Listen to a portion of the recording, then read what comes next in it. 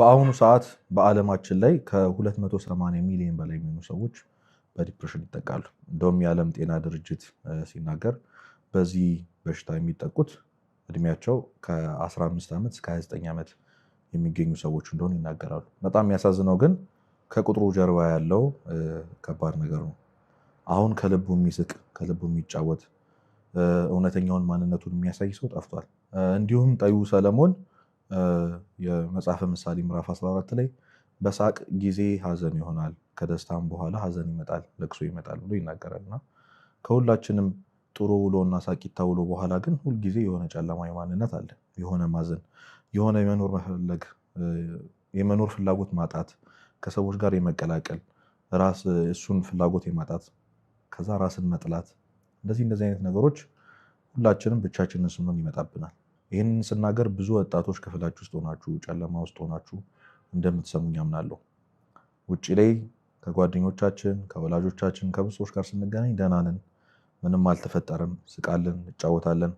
እንዴት ነህ ደህና ነህ ለሚለው ጥያቄዎች ሁሉ ሰላም ነኝ እግዚአብሔር ይመስገን እንላለን። ቤታችን ስንገባ ክፍላችን ውስጥ ስንገባ በአራት ግድግዳ መሀል ውስጥ ስንሆን ግን እኛ ብቻ የምናውቀው እኛና እግዚአብሔር ብቻ ሆነን የምናልፈው ብዙ የጨለማ ጊዜዎች አሉ። አሁንም ያለንበት ነው። ብዙዎችም ደግሞ እየተሰቃዩ ነው። ዛሬ እግዚአብሔር ቢወድና ቢፈቅድ የምንነጋገረው ስለ ድባቴ ወይም ዲፕሬሽን ነው። እግዚአብሔር መካከላችን ተገኝቶ እንዲመክረን እንዲያስተምረን የሱ መልካም ፈቃዱ ይሁንልን። ታዲያ ድብርት ወይም ድባቴ ምንድን ነው? ዲፕሬሽንስ ምንድን ነው?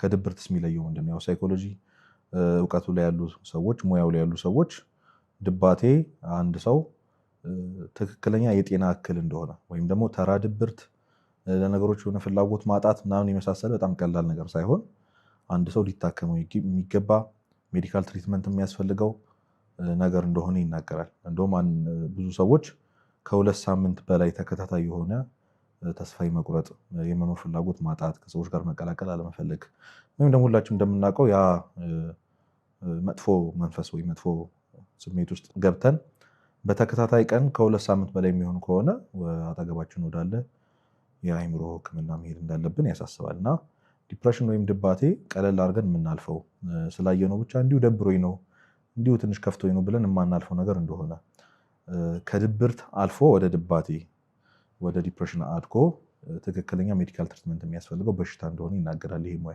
ከኢትዮጵያ ኦርቶዶክስ ተዋሕዶ ቤተክርስቲያን አንግል እና ከመጽሐፍ ቅዱስ እይታ ደግሞ ስናየው ይህንን ስሜት ቤተክርስቲያን ተስፋ የመቁረጥ መንፈስ ብላ ትጠራዋለች።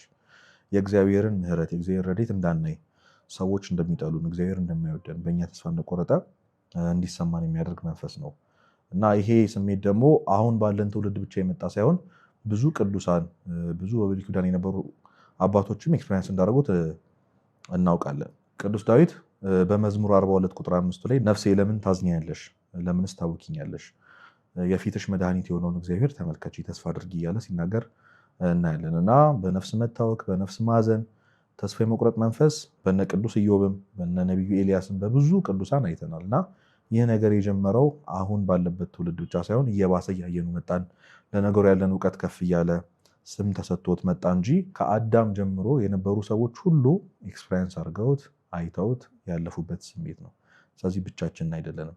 መጽሐፍ ቅዱስ ስለዚህ ነገር ያውቃል። እግዚአብሔር ስለዚህ ጉዳይ ያውቃል። ከምንም ነገር በላይ ትራዲሽናል ናት፣ ወደኋላ የቀረች ናት። ብዙ ነገር ላይ ደግሞ እውቀት የላትም ወይም ይህንን ትውልድ መረዳት አቅቶታል ብለን የምንገምታት ቤተክርስቲያን እንኳን ከምንም ነገር በላይ ከድሮ ጀምሮ የምታውቀው የምታስተምርበት ጉዳይ እንደሆነ በዚህ ማወቅ ይቻላል። ታዲያ ወደ መፍትሄው ከመሄዳችን በፊት ሁልጊዜም ያው የሆነ በሽታ ከያዘን በኋላ መድኃኒቱ ምንድነው ከማለታችን በፊት ከምን ልጠንቀቅ ወይም ደግሞ ይህንን በሽታ ምን ሳደርገን የመጣብኝ የሚለው ኮዙን ማየት ያስፈልጋል። ታዲያ ለምንድነው ይህ ትውልድ በጣም በዲፕሬሽን እንዲያዝ በዚህ ልክ እንግዲህ ቅድም ብያቸዋለሁ ከ4.4 ሚሊዮን በላይ የሚገኙ ወጣቶች በኢትዮጵያ ከ280 ሚሊዮን በላይ የሚገኙ ወጣቶች ደግሞ በዓለም ውስጥ የሚገኙ ሰዎች በዚህ ልክ ለምንድነው በዲፕሬሽን እየተጠቁ ያሉት? ለምንድነው ድባቴ ውስጥ ተስፋ መቁረጥ ውስጥ ሁላችንም ለምን ኤክስፔሪንስ እያደረግን ያለው? ለምን የሚለውን መመለስ ያስፈልጋል። የመጀመሪያው ከዚህ በፊት በነበረንም ትምህርት እንዳየነው ማህበራዊ ሚዲያ ደግሞ የሚያመጣው ራስን ማወዳደር ነው። አሁን ዘመኑ ይህንን ትውልድ በጣም የሚፈትን ዘመን ነው።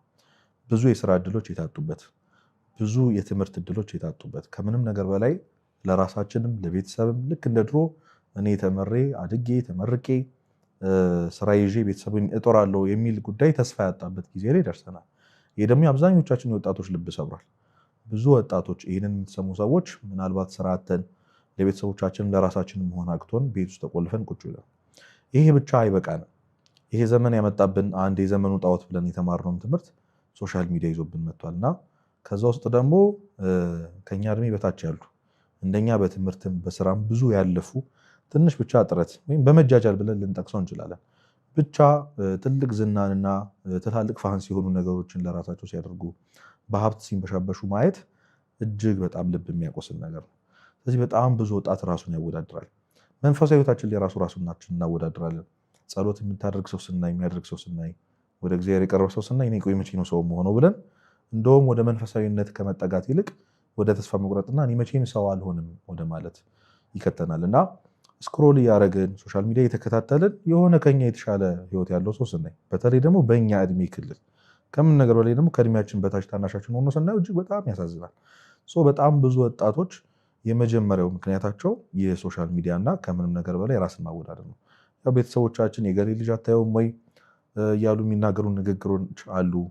ስለዚህ እነሱ እንደደረሱት ለወላጆቻቸው እንደደረሱት እኛ ለመድረሳችን እነሱ የሆነ ቦታ ላይ እንደደረሱት ሀብት እንዳላከማችሁ እኛም ደግሞ አለማከማቻችን ሁሉን ነገር ከነሱ ጋር እያነጻጸርን ከኛ የተሻለ ህይወት አላቸው ብለን የምናስባቸውን ሰዎች ሁሉ ከኛ ጋር ኮምፔር እያደረግን በዚህ የድብርት መንፈስ ውስጥ እንድንወድቅ ያደርገናልና የመጀመሪያው ምክንያት ራስን ማወዳደር ነው። ለራስ ማወዳደር ደግሞ ትልቁን ሚና ይጫወታ ያለው የዚህ ዘመን ጣዖት ሶሻል ሚዲያ። ቅዱስ ጳውሎስ በገላትያ መልእክቱ ምዕራፍ 6 ቁጥር 4 ላይ እያንዳንዱ የራሱን ስራ ይፈትን ያለው። ያ ማለት ምን ማለት ነው? ገብታችሁ አንብቡት። ሰው የራሱን ስራ ነው ማየት ያለበት። ወይም ደግሞ ትላንት ከነበርነው እኛ ጋር ነው ዛሬ ያለውን ነገር ማወዳደር ያለብን። ሁላችንም በእርግጠኝነት የተሻለ ነገር ነው ያለን። ወደኋላ የዘቀዘቀ ሰው የለም። ብናስተውለው ቢያንስ በአካል አድገናል፣ ቢያንስ በስለናል፣ ቢያንስ ማሰብ ችለናል። ድሮ የተሳሳትናቸውን ስህተቶች አሁን ቢያንስ መስራት አቁመናል። የሆነ ነገር ብንፈልግ የሆነ ጥሩ ነገር ከህይወታችን ውስጥ አናጣም። ትንሽ ፖዘቲቭ ነገር አይጠፋም። ማንኛውም ሰው ሙሉ ለሙሉ ፐርሰንቱን ሙሉ 100% ሙሉ መጥፎ ሊሆን አይችልም። 100% መጥፎ ሊሆን አይችልም። 100% ፌል ያደረገ ሰው ሊሆን አይችልም። ቢያንስ አንድ ፖዘቲቭ ነገር አለ።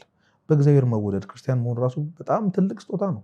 ልዑል መሆን፣ የንግስት ልጅ መሆን፣ ልዕልት መሆን ነው እና ይህን እንዳናስብ ያደርጋል። ለዛ ነው ቅዱስ ጳውሎስ እያንዳንዱ የገዛ የራሱን ስራ ይፈትን ማለት የሌላውን እያየ እንዳይሰበር ማለት ነው። እዚህ ራስን ማወዳደር ትልቁን ሚና ይጫወታል። ሌላኛውና አብዛኞቻችሁን ወጣቶች በጣም እየጎዳና እያጠቃን ያለው ነገር ነገን መፍራት፣ አንዛይቲ አባውት ዘ ፊውቸር። ብዙ ወጣቶች በጣም ብዙ ሰዎች በዚህ ይፈተናሉ። ነገን መፍራት፣ ነገ እንዴት ልሆን ነው? አሁን ያለንበትን ጊዜ በማስተዋል ጦርነቱን፣ የኑሮ ውድነቱን፣ ስራ አጥነቱን፣ በጣም ብዙ ሰዎች መሞታቸውን፣ የበሽታ መንሰራፋቱን፣ ከምንም ነገር ላይ ብዙ ክፉ ሰዎች መብዛቱን፣ ብቻ ብዙ የሚያስፈሩ ነገሮችን በማሰብ ነገ የማንኖር እስኪመስለን ድረስ አሁን ባለኝ አቅም ባለኝ ትምህርት ሰው በጣም እኔን ርቆኛል። ሶሻል ሚዲያ ላይ ስናየው ቅድም እንዳልኳችሁ ራስን ማወዳደር ስላለ በጣም በብዙ ተራርቀናል። ጥሩ ስልክ የለኝም፣ ጥሩ ፒሲ የለኝም፣ ሰዎች የሉኝም። አሁን ዘመኑ የሰው ሆኗል። ብቻ እነዚህ አይነት ፍርሃቶች አሉ ሁላችንም። ነገ እኔ ሊሳካልኝ የሚችል ሰው አይደለሁም፣ ልኖር እንኳን የሚችል ሰው አይደለሁም ብሎ ፈርቶ አዲስ ነገር ለመሞከር ፈርቶ መክሰርን ፈርቶ ወደ እግዚአብሔር መቅረብን ንስሐ ገብቶ ስጋው ደሙ ተቀብሎ ነገ ኃጢአት እሰራለሁ ብለን ፈርተን ሰላምን ካገኘን በኋላ አንዳንዶቻችን ደግሞ ትራውማታይዝድ ሆነናል። ደስተኛ ስሆን ነው ከዛ በኋላ ሀዘን የሚመጣው። በጣም ስስቅ ነገሮች ሰላም እንደሆኑ ሲሰሙኝ ነው ከዛ ነገሮች የሚበላሹት ብሎ የሚል ትራውማ ያለበት ሰው ራሱ ነገን ፈርቶ በዚህ ጨለማ ውስጥ ታስሮ ይኖራል። ግን ጌታችን መድኃኒታችን ኢየሱስ ክርስቶስ ተናግሯል። ስለ ነገ አትጨነቁ፣ ነገ ስለ ራሱ ያስባልና ብሏል። ስለ ራሱ ይጨነቃልና ብሏልና ነገ እንኑር አንኑር የማናቅበት ቀንን ቃል ያልተገባልን ቀን እንሙት እንኑር የማናቅበትን ቀን ዛሬ እንዴት እንሆናለን፣ ከዚህ በኋላ እንዴት ነው የምኖረው ብሎ መጨነቅ ለዚህ ትልቅ በሽታ ይዳርጋል። ሶስተኛው የመንፈስ ባዶነት፣ የመንፈሳዊ ህይወት ባዶነት ነው። ብዙዎቻችን ይህንን ላንረዳ እንችላለን። ምናልባት አሁን ያልኳችሁ ኮዝ እናንተ ጋር የለ ይሆናል። ምናልባት ሶሻል ሚዲያ፣ ራስን ማወዳደር፣ ራስን መጥላት፣ እነዚህን የመሳሰሉ ነገሮች ሁሉ እኛ ህይወት ላይ ላይኖር ይችላሉ። ግን ያለ ምክንያት ደግሞ የምንደበር ሰዎች አለን። ድንገት ሙዳችን የሚጠፋ ሰዎች አለን። ሙዳችን ስዊንግ የሚያደርግ ሳናውቀው ከሰዎች መሀል ሆነን ሶሻል ባትሪያችን የሚሞትብን የሆነ ሳሊ ድንገት ተነስተን ማውራት አንፈልግም። የሆነ ሳሊ ሰው ያስጠላናል። ጭራሽ በጣም ኪሪየስ ሆነን ምን ሆኜ ነው እንደዚህ የሆንኩ ያሉት ብላችሁ አታውቁም? ለምንድን ነው እንደዚህ የሆንኩ ያሉት? ልክ ሰዎች እንገናኝ ሲሏችሁ እንውጣ ሲሏችሁ የማግኘት ፍላጎታችሁ እየቀነሰ ይመጣል። ያለ ምክንያት እኮ ነው። ከዛ ያለ ምክንያት መጨነቅ፣ ያለ ምክንያት ማልቀስ፣ ነገሮች ሁሉ ተስተካክሏል። በትምህርታችን፣ በስራችን፣ ከሁሉም ሰዎች ጋር ያለን ግንኙነት ጤናማ ሁሉ ነገር ሰላም ሆኖ ግን የሆነ የሚረብሸን ነገር አለ። በጣም ብዙ ቦታ የተናገርኩት የሊቁ አውግስጢኖስ ንግግር እግዚአብሔር የሰው ልጅን ሲፈጥረው ሁልጊዜም በነፍሱ አንድ ባዶ ቦታ አስቀምጧል። ጋድ ሼፕድ የሆነ ቫኪዩም ምን ማለት ነው? እግዚአብሔር ብቻ ሊሞላው የሚችል አንድ ባዶነት አስቀምጧል እና ያንን ጉድጓድ ያንን ቫኪዩም ጋድ ሼፕድ የሆነው በእግዚአብሔር ቅርጽ የተሰራውን ባዶነት ራሱ እግዚአብሔር ካልሆነ ሌላ ምንም ሊሞላ አልቻለም እና ያ ከመሬት ተነስቶ የሚሰማን ባዶነት ያ ከመሬት ተነስቶ የሚሰማን የመኖር አለመፈለግ የመጣው ከእግዚአብሔር ጋር ያለን ግንኙነት ስለተቋረጠ ነው። ንስሐ ስለማንገባ ስጋ ወደሙ ስለማንቀበል እና መንፈሳዊ ሕይወት ስለሌለን ትልቁ ሁሉንም ነገር ጠቅልሎ የሚይዘው ትልቁ የዲፕሬሽን ምክንያት የመንፈሳዊ ሕይወት ጎዶሎነት ነው። የማቴዎስ ወንጌል ምዕራፍ 4 ቁጥር 4 ላይ ሰው በእግዚአብሔር ቃል እንጂ ወደ አፍ በሚገባ በምግብ ብቻ አይኖርም ብሏል። ያ ማለት ስለበላን፣ ስለጠጣን፣ ስለሰራን ከሰዎች ጋር ጥሩ ግንኙነት ስላለን ብቻ እንኖራለን ማለት አይደለም። ስለዚህ መደመር ያለበት ይበልጡንም ትልቁን ፐርሰንት ይዞ ሕይወታችን ላይ መገኘት ያለበት ከእግዚአብሔር ጋር ያለን ግንኙነት ነው።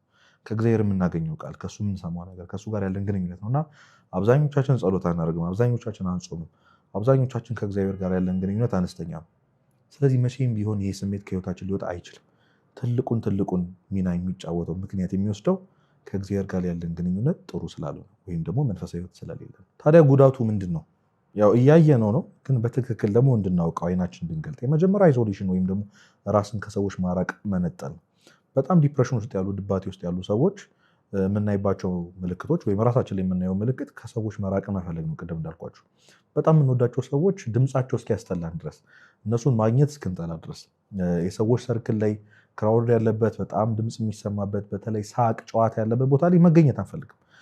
ዲፕሬሽን ውስጥ ስንሆን በጣም የምንጎዳው ነገር እግዚአብሔር ያዘዘን ትእዛዝ ከሰዎች ሁሉ ጋር በሰላም እንድንኖር፣ በፍቅር እንድንኖር፣ በመግባባት በመዋደድ እንድንኖር ያዘዘን ትእዛዝ እንድንጥስ የሚያደርገን ያንን ጨለማ ብቻችን ፌስ እንድናደርግ።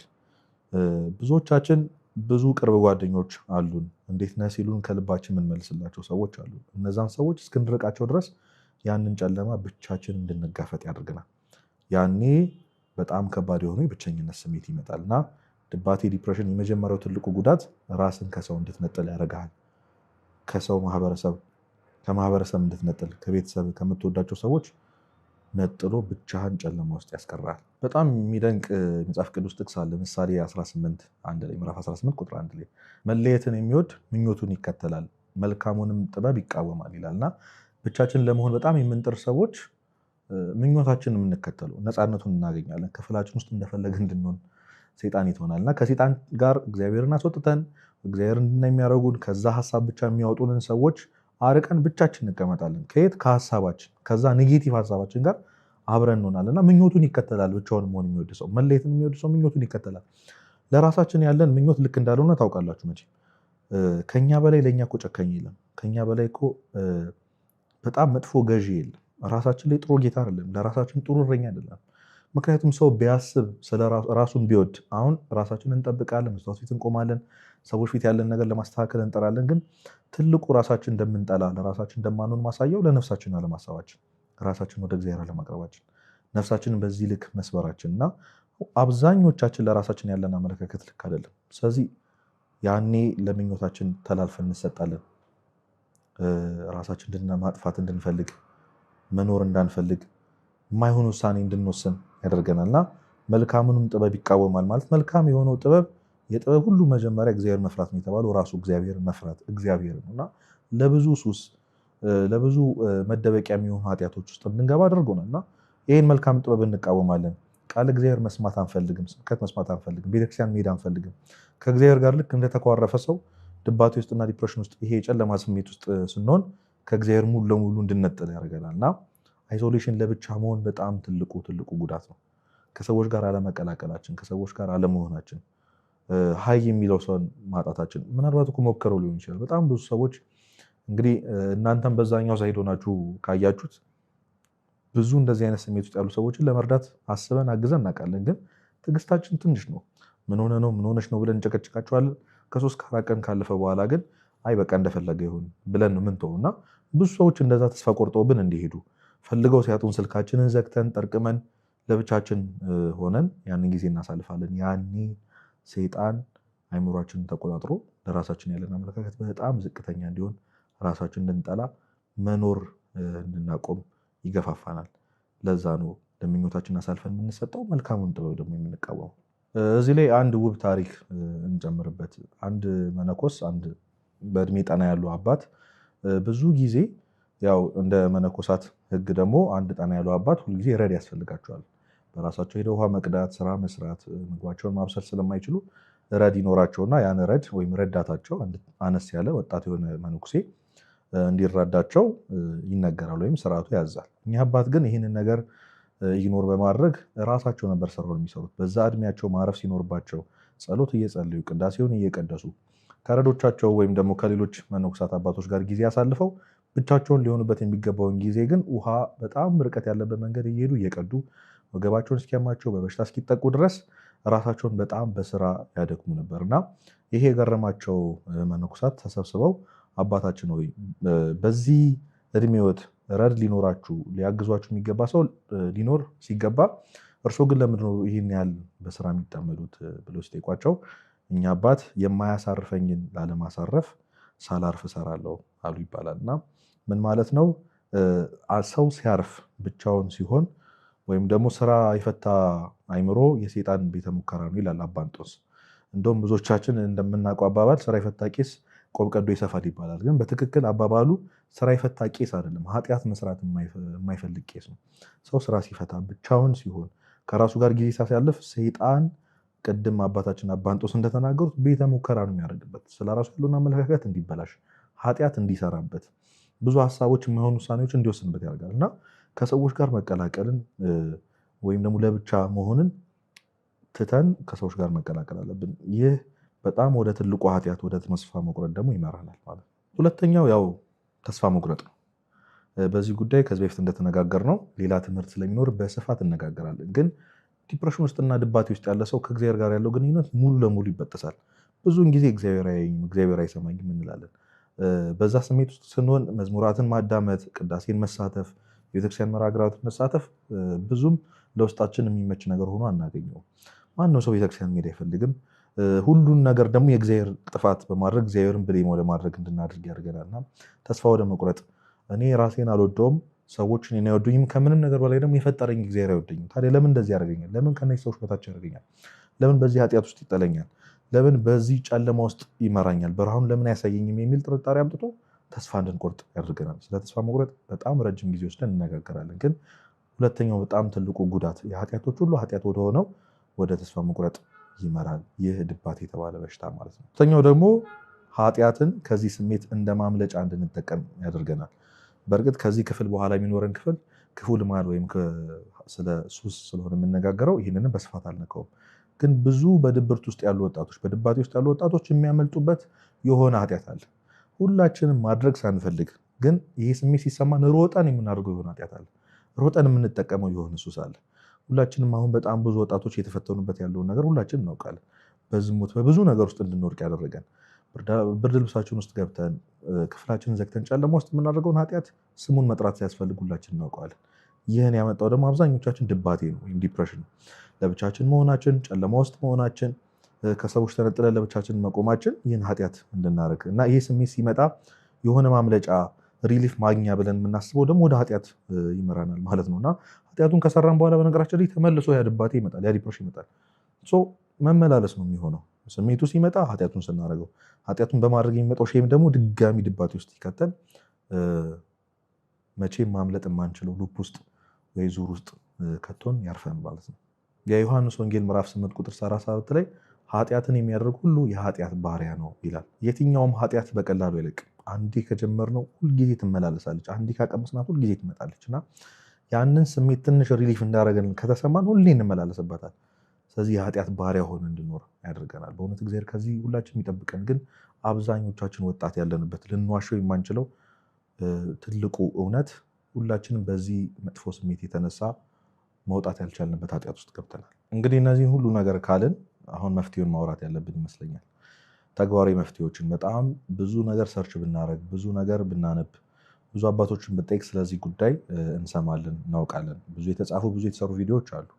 ሁሉን ነገር እኔ ዛሬ መናገር ባልችል እንኳን ትንሽ ማድረግ የምንችላቸውን ነገሮች ብቻ ልናገር። እግዚአብሔር ከኛ ጋር ይሁን። የመጀመሪያውና በጣም ብዙዎቻችን ስለ ጉዳዩ እውቀት የሌለን ያው እርዳታ መጠየቅ እንዳለብን ነው። ቅድም እንዳልኳችሁ የሕክምና ባለሙያዎች ይህ ስሜት ለተከታታይ ከሁለት ሳምንት በላይ ከቆየ የሕክምና ቦታ እንድንሄድ ይመክሩናል። በጣም ብዙዎቻችን እንደዚህ ነገር ስንገባ ጸበል ሂጂ፣ አጋንንት ነው፣ መንፈስ ነው ምናምን የሚሉ ሰዎች በጣም ብዙ ናቸው። ግን በትክክል እግዚአብሔር ለእነዚህ ባለሙያዎች ለእነዚህ ሐኪሞች ትልቅ ስልጣን ሰጥቷል። እንድናከብራቸውም በነገራችን ላይ እንድንገዛላቸው እንድንሰማቸውም ይነግራል። እንደውም መጽሐፈ ሲራክ ምዕራፍ 38 ቁጥር 1 ላይ እግዚአብሔር የእጁ ስራ ስለሆነ የእግዚአብሔር የእጁ ስራ ስለሆነ በጌትነቱም ስለፈጠረው ባለመድኃኒቱን አክብረው ይላል። ይህ ማለት ያንን ጥበብ የሰጣቸው ራሱ እግዚአብሔር ነው ማለት ነው። እግዚአብሔር ነው ይህን እውቀት የሰጣቸው ለሐኪሞች፣ ለጥበበኞች ወይም ሳይኮሎጂ እውቀት ላይ ያሉ ቴራፒስቶችም ሳይካትሪዎችም ቢሆን እግዚአብሔር ነው ይህን እውቀት የሰጣቸው። እግዚአብሔር ነው እየረዳቸው እኛን ለመፈወስ የሚያግዙት። እና በጣም ብዙ ጊዜ ቤተክርስቲያን ሰፖርት የምታደርግ አይመስላቸውም። ወደ ሕክምና መሄድ፣ ሳይካትሪ ማየት፣ መታከም፣ ሜዲካል የሆነ ትሪትመንት ማግኘት ቤተክርስቲያን መደግፍ አይመስላቸውም። ግን በትክክል እግዚአብሔርም መጽሐፍ ቅዱስም ይህን ነገር ይናገራልና እርዳታን መጠየቅ እባካችሁ፣ ብቻችሁን አትታገሉት። ይህን ነገር ብቻችሁን ጨለማ ውስጥ አትሆኑ። ለሆነ ጓደኛችሁ ሪች አውት አድርጉ። እኔ በጣም የሚያስደንቀኝ አንድ ታሪክ አለ፣ እውነተኛ ታሪክ ነው። እና አንዱ ጓደኛችን እጅግ በጣም እንደዚህ አይነት ስሜት ውስጥ ይገባል።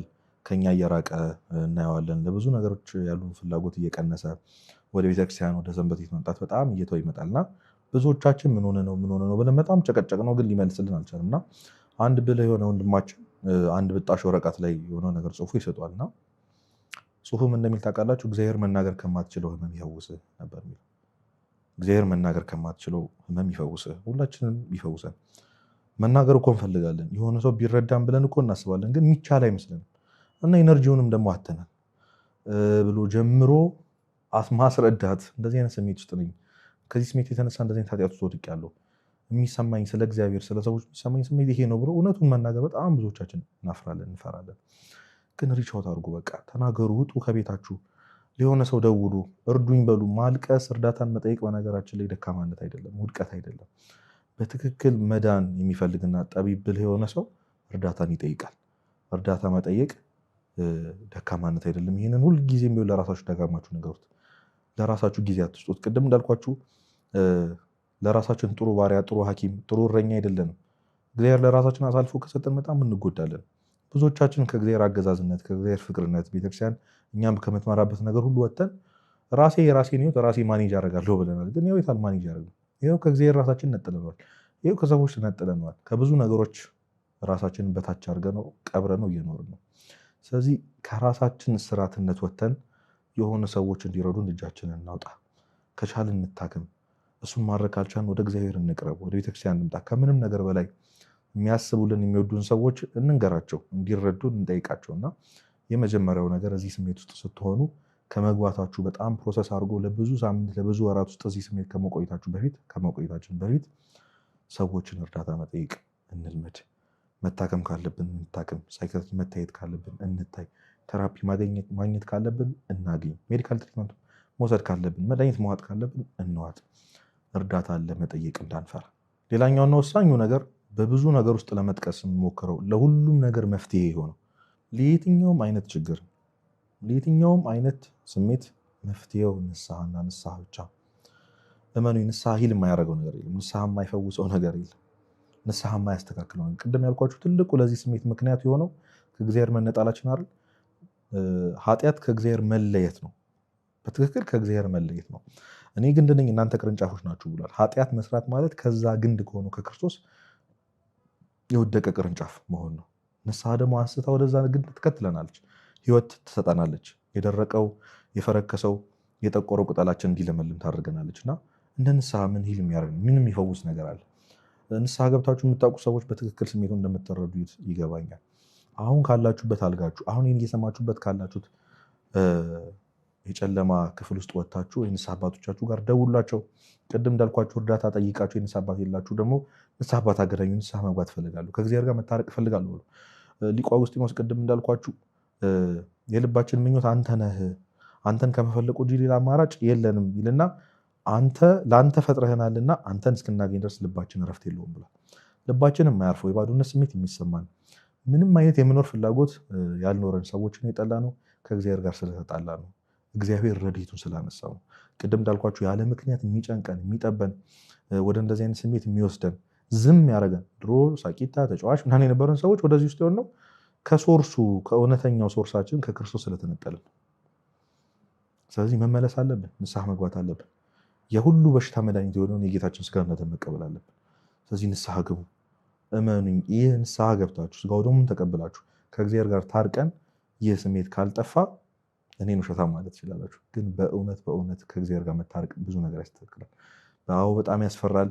የሰራናቸው ኃጢአቶች፣ የሄድንበት ርቀት ድጋሚ እንደዚህ ስሜት ውስጥ ብገባል ትላላችሁ። እግዚአብሔር የሚሰለቸው የሚናደድ አይ አንተን መማር ሰለቸኝ የሚል አምላክ እንዳልሆነ ሁላችን እናውቃለን። እስከምን ድረስ እንደታገሰ በዚህ ጨለማው ጊዜ እንኳን እኮ አልተሆንም።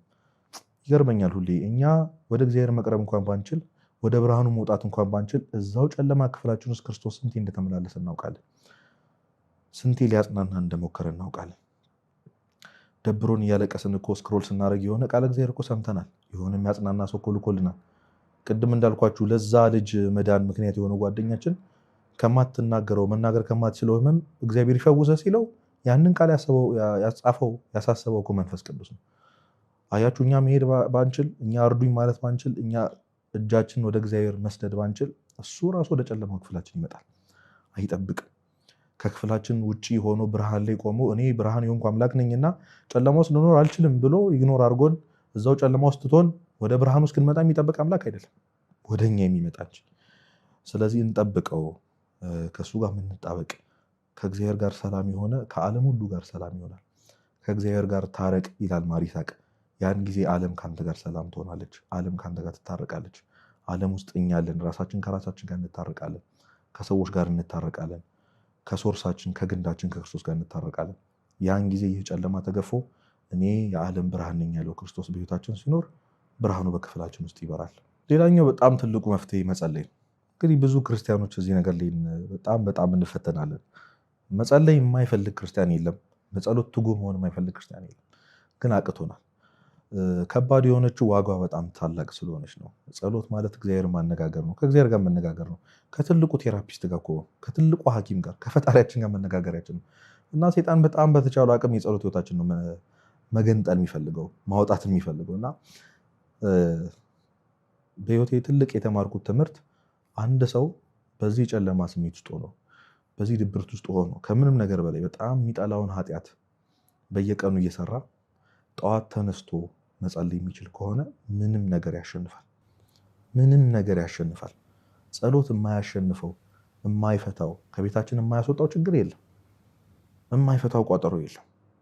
ስለዚህ በዚህ ተስፋ መቁረጥ ስሜት ውስጥ ሆናችሁ ቢሆን ጸልዩ፣ እግዚአብሔርን አናግሩት። አዎ መቆም ይሰለች ይሆናል። አዎ ነጠላ ለብሶ ውዳሴ ማርያም ይዞ መዝሙረ ዳዊት ከፍቶ መጸለይ ምናልባት ይከብደን ይሆናል። ተኝታችሁ ጸልዩ። ባላችሁበት የአምላካችሁን ስም ጥሩት። እዛው ብርድ ልብስ ውስጥ እዛው ጨለማ ውስጥ ነን፣ እግዚአብሔር ሆይ አድነኝ በሉት። ቅድም እንዳልኳችሁ ነው። እግዚአብሔር እንደዚህ አይነት ስሜት ውስጥ በኃጢአት ውስጥ ብንሆን እንኳን ድምፃችን የሚቀንስበት አምላክ አይደለም። ከጠራ ነው የሚቸኩል ለመስማት አቤት ለማለት የሚቸኩል አምላክ ነው። አባ ጊዮርጊስ ዘጋስጫ ሲናገር ትዝ ይላችሁ፣ አንድ የተራበ ሰው ምግብን ለመብላት እንደሚቸኩል ሁሉ እግዚአብሔር እኛን ለመስማት እኛን ለማማር እንዲሁ ይቸኩላል። ስለዚህ ክፍላችን በር ላይ ነው ያለው፣ የልባችን በር ላይ ነው ያለው። ስንጠራው አቤት ለማለት እንኳን አይጠበቅበትም፣ አጠገባችን ያለ ነው። ግን ፍቃዳችንን ይፈልጋል፣ መጥራት ያስፈልጋል። መዳን እንደምንፈልግ እሱን ማውራት እንደምንፈልግ ማሳየት ያስፈልጋል። ስለዚህ ታግላችሁም ቢሆን በየቀኑ ለመጸለይ ሞክሩ። በየቀኑ እግዚአብሔርን ለማውራት ሞክሩ። ያን ጊዜ እየተሻለ ይመጣል። ከምንም ነገር በላይ የምመክረው ደግሞ መዝሙረ ዳዊትን መጸለይ። ዳዊት በብዙ ሐዘን በብዙ ቁስል ያለፈ ሰው ይረዳናል፣ ያውቃል። ምንም ልብ አምላክ ቢባል ከምንም ነገር በላይ በጣም እንደዚህ አይነት ስሜት ውስጥ የሚከተውን ኃጢአት ሰርቶ አቤቱ እንደ ቸርነትህ መጠን ማረኝ፣ እንደ ምሕረትህም ብዛት መተላለፌን ደምስስ እያለ በመዝሙር 50 ብዙ ኃጢአቱን ተናዟል። እንደ ሁላችንም እንደምናሳልፈው ሌሊት አልጋዬን ትራሴን በእንባዬ አጥባለሁ ብሏል። ሌሊቱ ሙሉ ሲያለቅስ ያደረ ሰው ነው እና እንባን ያውቃል። ዲፕሬሽንን፣ ድባቴን በደንብ ያውቃል። ጨለማን በደንብ ያውቃል። ራስን መጥላት በደንብ ያውቃል ዳዊት። እና መዝሙረ ዳዊት ጸልዩ። እመኑኝ ከዚህ ስሜት እንወጣለን። እግዚአብሔር እንደሚሰማን እግዚአብሔር ከኛ ጋር እንደሆነ ይሰማናል፣ እናውቃለን። ያን ጊዜ ከዚህ ስሜት እግዚአብሔር ራሱን እጁን ልኮ ያስወጣናል። ቅዱስ ዳዊትም ደግሞ ይረዳናል። ስለዚህ በዚህ ስሜትም ቢሆን ሆናችሁ ጸልዩ። ለጸሎት ፐርፌክት ታይሚንግ የለም። ለጸሎት ጥሩ ስሜት የሚባል ነገር የለም። እግዚአብሔር የሚመለክ የምንሰግድለት ብቻ ሳይሆን የምንወደውም የምናማክረውም አባታችን ነው፣ ወንድማችን፣ ጓደኛችን ነው። አባ የምትሉበትን መንፈስ ሰጧችሁ ነው የሚለው አይደል? ስለዚህ የልጅነትን መንፈስ አግኝተናል። ለሌሎች አምላካቸው ነው፣ ለእኛ ግን አባታችን ነው። ስለዚህ እንደ ምድራዊ አባታችን እንደምንወደው እንደምናማክረው እንዲያቅፈን፣ ልባችንን እንዲያቅፈን፣ ነፍሳችንን እንዲያቅፋት፣ እንዲያጽናና እንፍቀድለት። ያን ማድረግ የምንችለው ደግሞ በጸሎት ነው።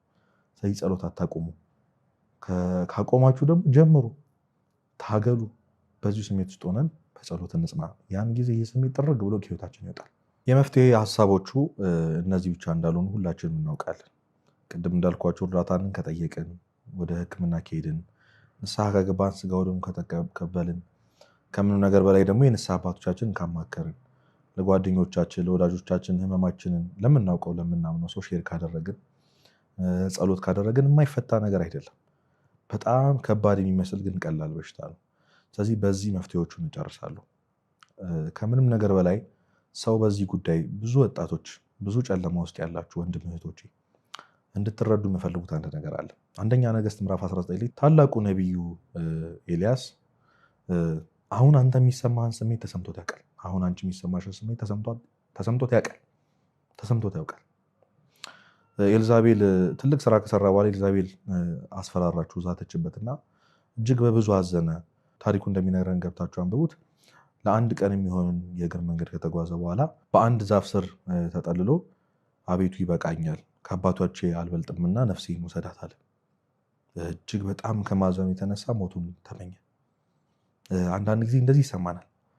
ምንም ቢመጣ መኖር ጥቅም እንደሌለው፣ ብዙ ሰው የሌለ ኖረህ ማንንም ካልጠቀምክ ሞተህ ማንንም አትጎዳም የሚል በጣም የተበላሸ አመለካከት አለ።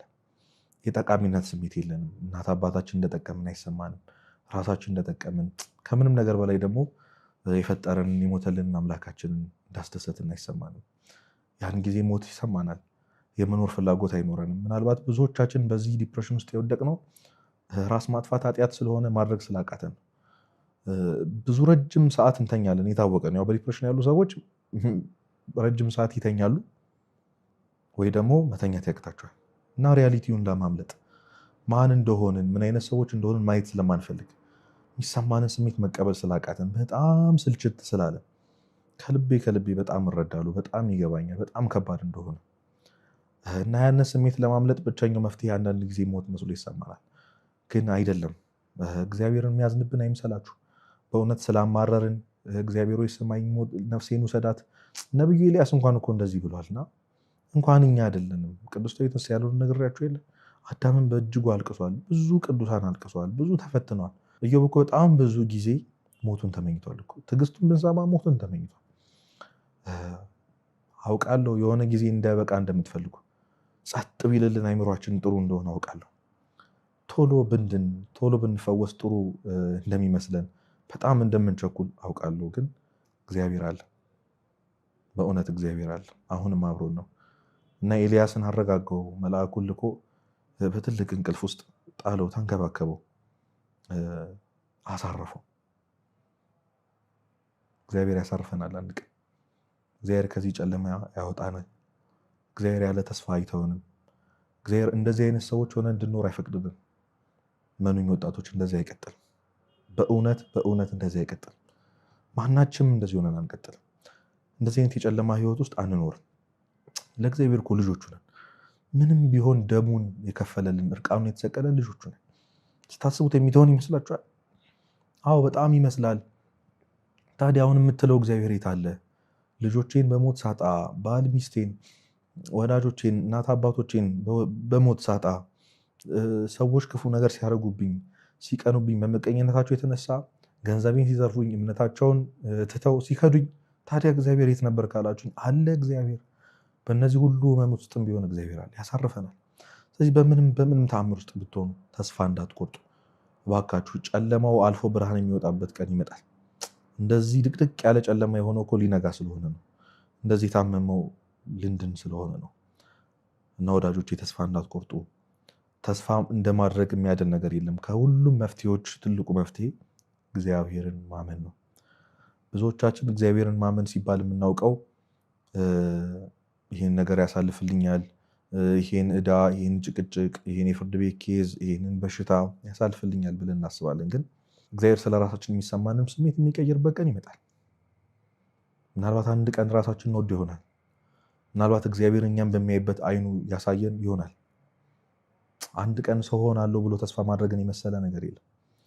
ስለዚህ ባካችሁ ወጣቶች ድክመታችሁ፣ ውድቀታችሁ ላይ አትመሰጡ፣ አትቆዩ፣ በቅጽበት ተነሱ። እግዚአብሔር ሊቀበለን እጁ ዘርግቶ ይጠብቀናል። ቅድም እንዳልኳችሁ እኛን ለማማር ይቸኩላል። የልባችንን በር ሁልጊዜ ቆሞ ያንኳኳል። ስለዚህ ለመክፈት ፈቃደኛ ሁኑ። አቤቱ ጌታዬና መድኃኒቴ ኢየሱስ ሆይ እርዳኝ፣ እኔ ያለ አንተ ማንም የለኝም በሉት። ማን ይረዳኛል? እኔ ዓለም ብርሃን ነኝ ብለህ የለ?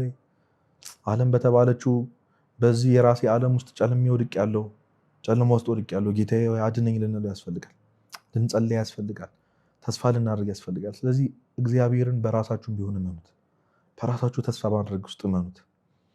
በብዙ ነገር ክደነዋል። አዎ እዚህ ስሜት ውስጥ ስንገባ መሮጥ የነበረብን መሸሽ የነበረብን ወደ እግዚአብሔር ነበረ። አዎ ግን እኛ ወደ ኃጢአት ርቀናል። ያንን መቼም ቢሆን አልክድህም እንደ ጴጥሮስ ያልነውን አባታችን እግዚአብሔርን ክደነዋል። ጨለማ ውስጥ ስንሆን፣ ነገሮች ሲከብዱን ስንፈራ አይ እግዚአብሔር አይወደኝም ብለናል። እመኑኝ አሁንም ቢሆን ግን ይጠይቀኛል። የዮና ልጅ ስምዖን ሆይ ትወደኛለህ ብሎ ይጠይቀናል። ያን ጊዜ እንደምወድህ አንተ ታውቃለህ በሉት። አንተ ታውቃለህ በሉት። በምንም ነገር ውስጥ በምንም አይነት ሁኔታ ውስጥ ብንሆን ለእግዚአብሔር እንደወድህ አንተ ታውቃለህ በሉት። አቡነ ሽኖዳ እጅግ አጽንተው ይናገራሉ። ጌታዬ ሆይ ኃጢአት የምሰራው ጠልቼ አይደለም፣ ፍቅር ስለሌለኝ አይደለም፣ አምላክ ሆይ ስለማልወድህ እኮ አይደለም። ጌታዬ ኃጢአት አታላይ ነው፣ አቅም ስለሌለኝ ነው፣ እንዲህ ሆኜ የመኖር ፍላጎት የለኝም ብላችሁ አልቅሱ። እግዚአብሔርን ለምኑት፣ ያድነናል። ሊያድነን የታመነ አምላክ ነው ያለን። እንዲሁ ስናስበው እኮ አባታችን እኮ እሱም ተናግሯል። አንድ የተራበ ልጅ አባቱን ዳቦ ቢጠይቀው ድንጋይ ይሰጠዋልን አለ። ስለዚህ የምድራዊ ወላጆቻችሁ እንዲካዘኑላችሁ የሰማይ አባታችሁስ እንዴት ብሏል? ለቅዱሳን የራራ አምላክ ለእኔ ለወንድማችሁ የራራ እኔን ያዳነ አምላክ እናንተንም ያድናችኋል። ስለዚህ ሁልጊዜም ለራሳችሁ አንድ ቃል ደጋግማችሁ ንገሩት። እንደዚህ አይቀጥልም፣ እንደዚህ አይቀጥልም፣ እንደዚህ አይቀጥልም። አንድ ቀን ሰው ሆናለሁ፣ ብርሃኑን አየዋለሁ፣ በወድቅም ድጋሚ ይነሳለሁ። እግዚአብሔር ብርሃኔና መድኃኒቴ ነው ብላችሁ እመኑ። ከዚህ ጨለማ ውስጥ እኛን የሚወጣበት ቀን ይመጣል። ሞክሩ፣ እጃችሁን ዘርጉ፣ ታከሙ፣ ንስሐ ግቡ፣ ሥጋው ደሙን ተቀበሉ። እመኑኝ፣ ይህ ቦታ የኛ ቦታ አይደለም። ይህ ጨለማ የኛ ቦታ አይደለም። የኛ ቦታ አይደለም። አይገባንም። ይሄ ህይወት አይገባንም። በእውነት አይገባንም ይሄ ህይወት። ስለዚህ ውጡ፣ ዳክሩ። በቃ አይኑ እጅ አሳስሮ እንደሚያስቀምጥ ይገባኛል።